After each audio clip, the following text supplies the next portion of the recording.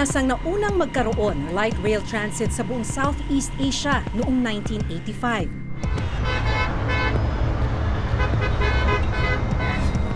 Pero sa ngayon, naungusan na tayo ng ibang kalapit bansa gaya ng Thailand.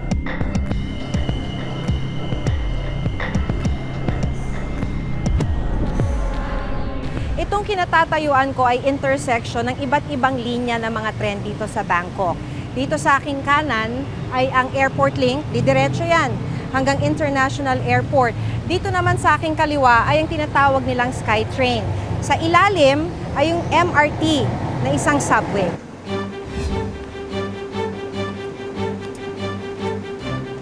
Pagdating sa mga bansang Cambodia at Vietnam,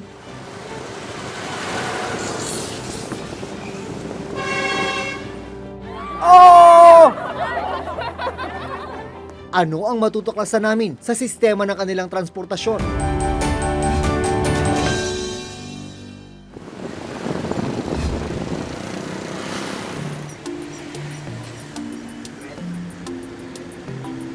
Mula Bangkok, Thailand, dumiretso kami dito sa Phnom Penh, Cambodia para silipin ang kanilang transport at infrastructure sector. Kung tutuusin, bumabangon pa rin ang Cambodia mula sa rehimen ng Khmer Rouge. Sa panahong ito, tinatayang nasa 2 milyon ang napatay na tao. 1979, nang tuluyang matapos ang kontrol ng Khmer Rouge sa Cambodia. Napakarami kong experience dito, sir. Grabe. Sa 10 taong paninirahan ng OFW na si Diebe Uamar sa Cambodia, malapit lang naman ng nakita raw niya kung paano unti-unting umunlad ang bansa. Nagtatrabaho siya ngayon bilang Quality Assurance Officer sa isang pagawaan ng hospital garments. Ano itsura ng Phnom Penh nung inabutan mo ng time na yun? Ang laki ng pagbabago ngayon kasi yung sa mga daanan katulad nito, wala pa yung mga ilaw-ilaw. Wak-lubak talaga. Talaga? Grabe. Oo. Gusto. Tapos may time pa na mag-apply ng trabaho, nakamotor lang. Sobrang taas ng tubig kasi dito walang bagyo pero pag umuulan ng kaunti, babaha na siya. Binubuhat po kami ng driver.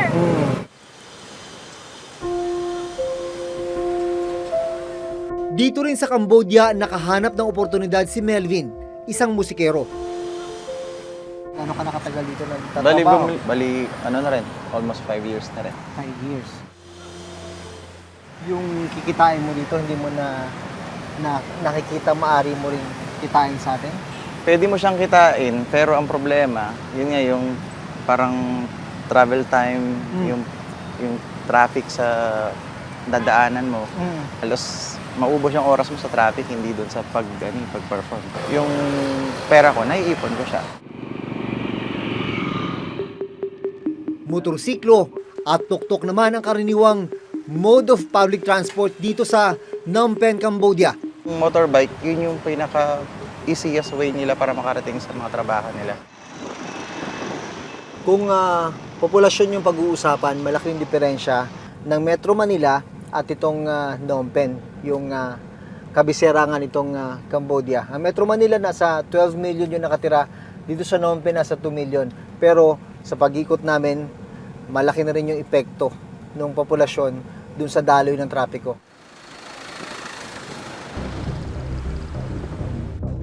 Pagdating sa ilang probinsya sa Cambodia, ibang eksena naman ang aming nakunan. Ganito ang karaniwan ng makikita tuwing umaga at hapon dito sa Cambodia. Mga truck, punong-puno ng mga tao. Mga trabahador yan, papunta sa kani-kanilang lugar kung saan sila naghahanap buhay.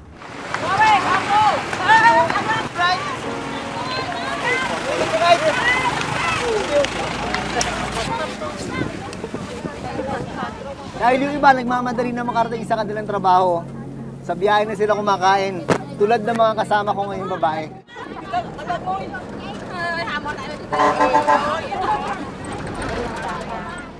Oh!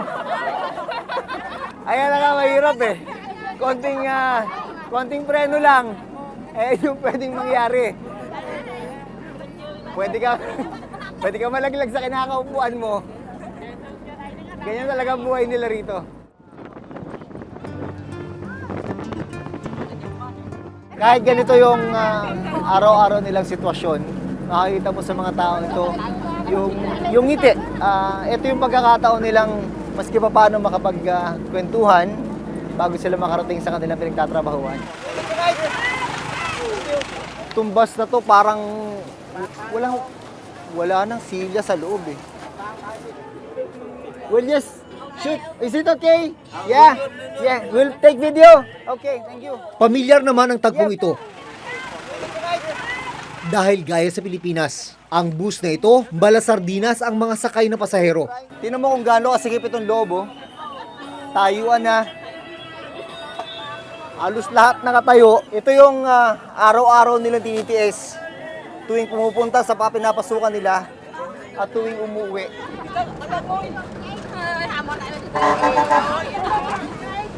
Kung sa atin may mga sasakyan na overloaded, dito sa Cambodia, ang hirap i-describe kung anong klaseng sitwasyon ang pinagdadaanan ng mga tao nito. Wala pang urban mass rapid transit gaya ng LRT o MRT dito sa Cambodia.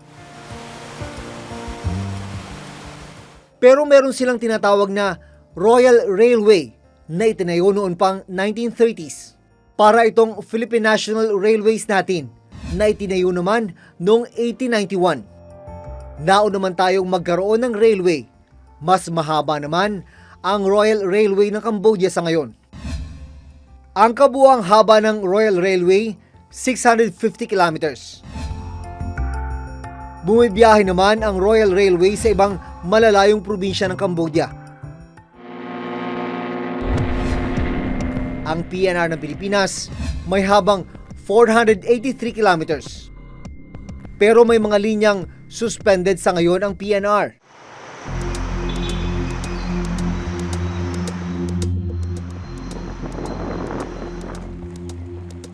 Tapos ang 4 na oras na biyahe mula Phnom Penh, nandito na kami ngayon sa boundary ng Cambodia at Vietnam.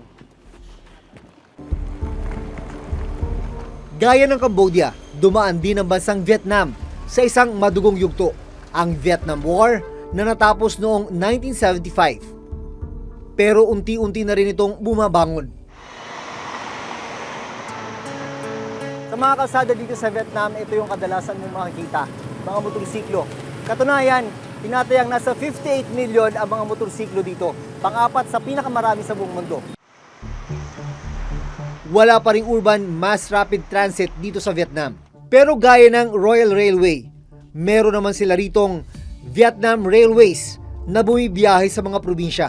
Itinayo ang Vietnam Railways noong 1881. Nauna ng 10 taon kumpara sa ating PNR. Ang haba ng Vietnam Railways nasa 2,600 kilometers, halos 5 beses ang haba sa PNR.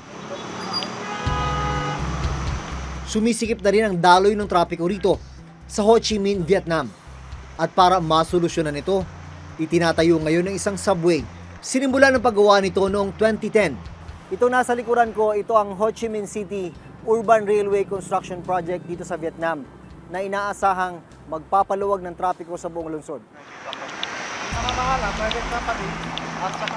Isa ang Pinoy na si Engineer Rene Flores, sa project director ng isa sa mga kumpanyang nagtatayo ng subway ng Ho Chi Minh. Ginawa nila itong subway system para maiwasan yung traffic on the coming years dito sa Ho Chi Minh. Dahil lumalala na yung traffic dito. This is the first ever in the country. This is the first ever in the country. However, there is also a replicate metro station in Hanoi, which is ongoing right now. Pero yung Hanoi is more on elevated metro line. Bakit na naging concept subway? Dito sa area na to, napakahirap gawing elevated. Elevated, yes. So, dapat gawin nating subway. Hindi natin maapektuhan yung mga lumang buildings na from French era. So, dapat dadaan lang tayo sa subway. 2016 ang unang target date ng completion ng subway. Pero nagkaroon daw sila ng road right-of-way issue. Tumagal gawa ng right-of-way problem at saka dun sa financial status ng project. Ayon kay Engineer Flores, para masolusyonan ang road right-of-way issue, nagkaroon ng settlement at binigyan rin ng pabahay ang mga na-displaced na residente. Target operational next year. Nainggit kasi mauna sila sa atin. It's something that na parang nisip mo na kailangan mo noon pa, pero ngayon mo lang gagawin. Sa Pilipinas, may subway rin na binubuo. Bahagi ito ng Build program ng gobyerno. Ginawa ang groundbreaking nito noong February 2019. Nagkaroon na raw ng pre-construction activities, gaya ng awarding ng titulong lilipatan ng mga apektadong residente. 1977 plan for Metro Manila already proposed a subway network.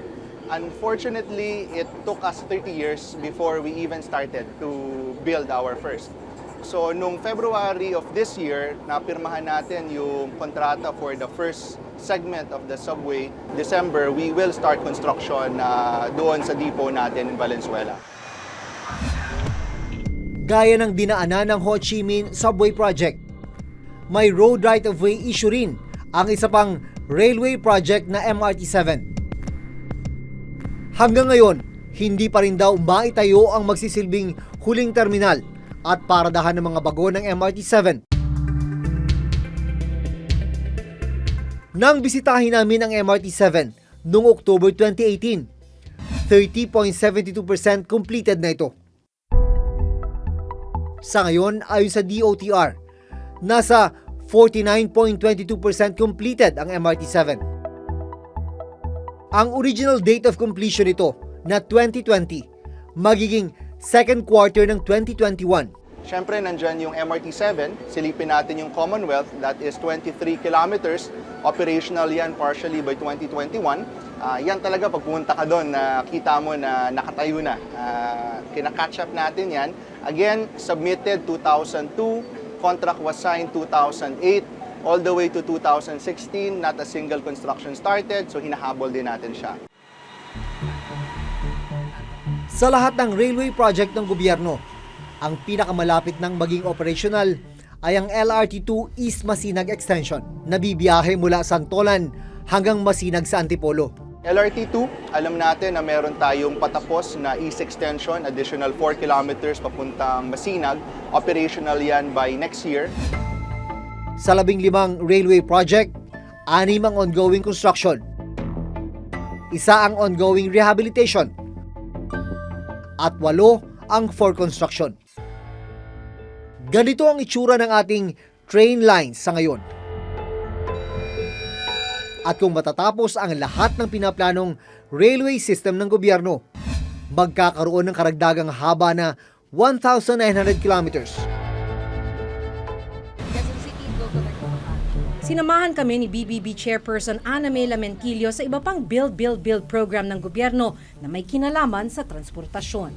Ito yung mga project na hindi talaga natin matatapos within a 12-month time frame. Kumbaga, reasonable timeline is about 24 months to 36 months.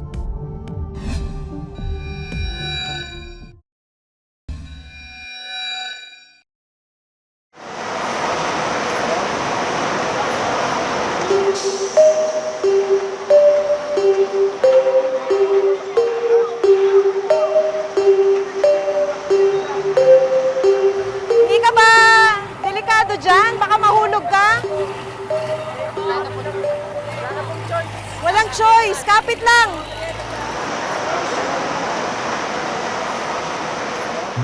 November 2017 ang una naming makilala si Carmelita Besito habang nag-aabang ng bus sa EDSA.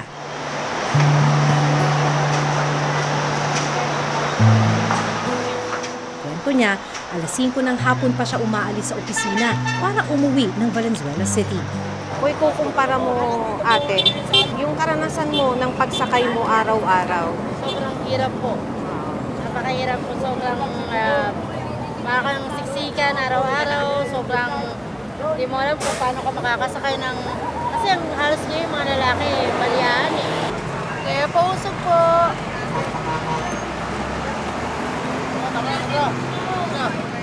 Dahil punuan na, hindi nakasakay si Carmelita sa unang subok. Nang makasakay sa ikalawang bus, nagsimula na ang 2 oras niyang biyahe pauwi ng bahay.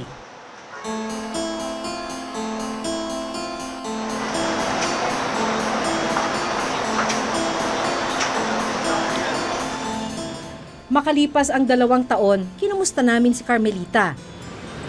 Alas 4:30 pa lang ng madaling araw, gumigising na siya para maghanda papasok sa kanyang trabaho.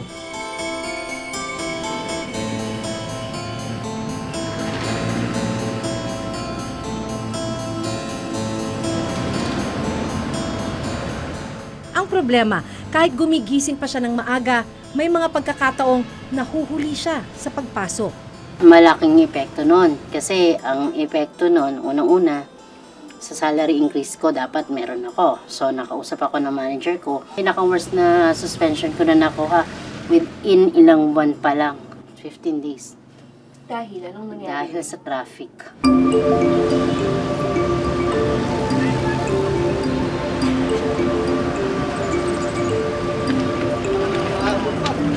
Tatlong bus ang lumagpas bago siya nakasakay.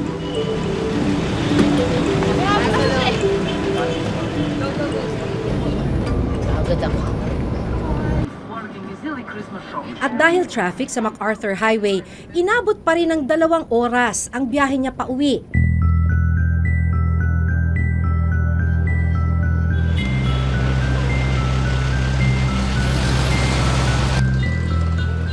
Wala raw ipinagbago sa sitwasyon niya noong 2017.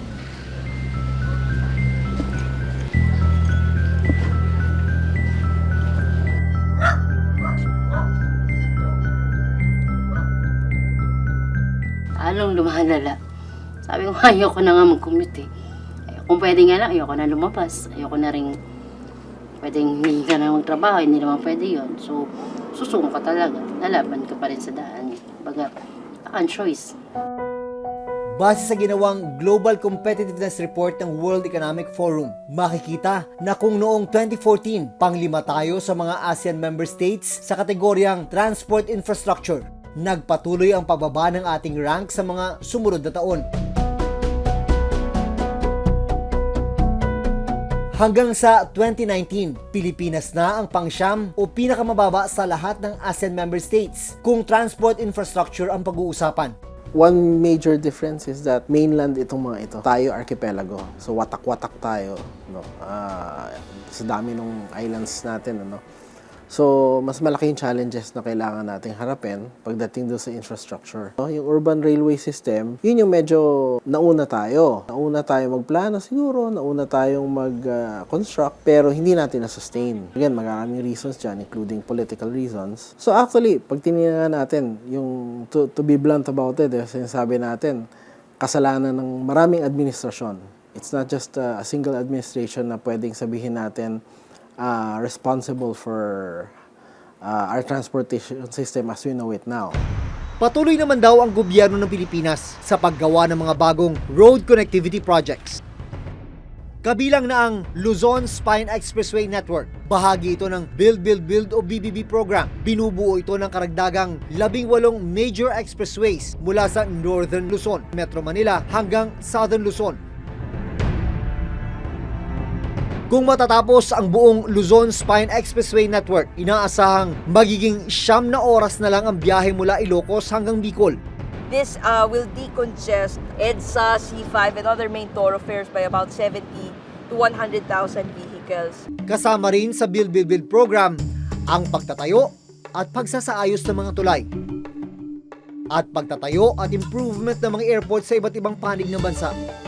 We've already completed about 9,845 kilometers of roads, 2,700 bridges, and about 4,000 flood control projects. Ito yung mga project na hindi talaga natin matatapos within a 12-month time frame. Kumbaga, reasonable timeline is about 24 months to 36 months. So this is essentially the goal of Build, Build, Build, to improve the way and the connectivity, not just in Metro Manila, but in every region in the country.